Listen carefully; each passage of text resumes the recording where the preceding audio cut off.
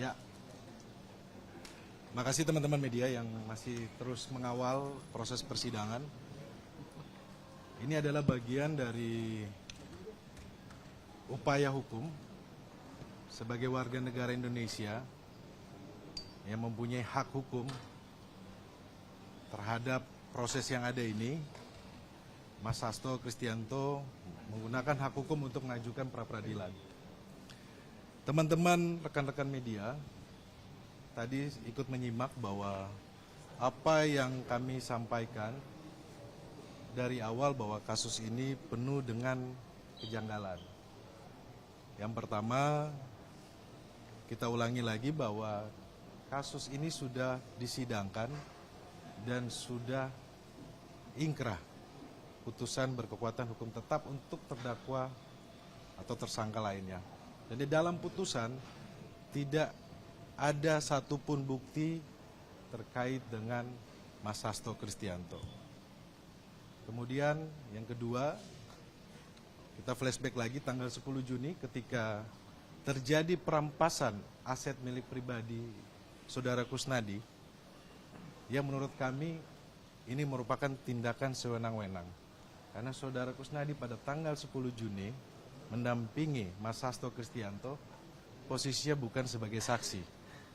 Tapi rekan-rekan kalau lihat di pemberitaan 10 Juni 2024 telah terjadi penjebakan, yaitu Saudara Rosa Purbabekti memakai topi kemudian menggunakan masker yang seolah-olah memanggil Saudara Kusnadi bahwa Mas Hasto memanggil. Ternyata dipanggil ke lantai 2, di lantai KPK, itu dilakukan penggeledahan dan penyitaan yang tidak sesuai dengan undang-undang.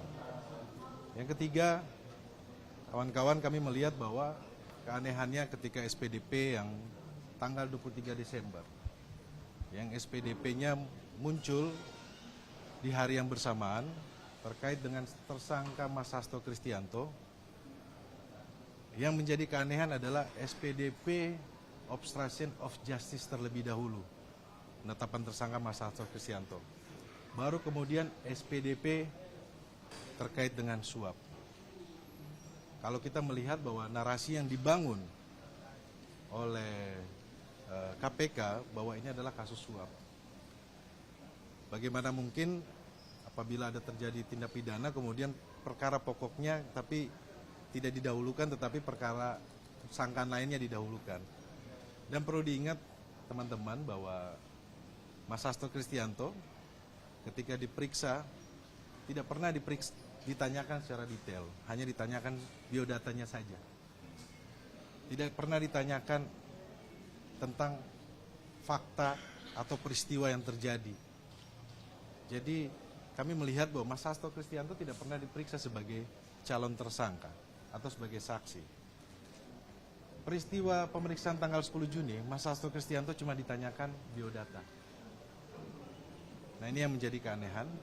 Dan perlu diingat, dalam hal ini, persangkaan terhadap Mas Hasto Kristianto dengan dua sangkaan, yaitu obstruction of justice, suap dan obstruction of justice, pasal 5 dan pasal 21. Ini tidak bisa bersamaan, teman-teman. Karena Mas Hasto Kristianto sebagai pribadi mempunyai hak ingkar dalam hal membela diri. Nah, ini nanti hal-hal ini akan kita ungkap. Dan juga ada keanehan ketika pemeriksaan bekas penyidik yang diambil keterangannya di dalam BAP.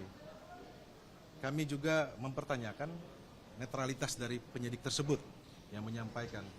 Nah, hal-hal tersebut ini nanti akan kita sampaikan kepada kawan-kawan.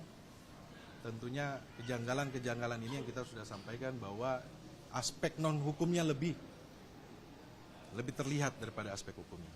Kita mencari keadilan, kita minta kepada masyarakat dan ke seluruh insan pers untuk kita kawal bersama supaya di dalam persidangan ini seperti yang disampaikan oleh Yang Mulia Majelis Hakim bahwa ini menjadi perdebatan hukum.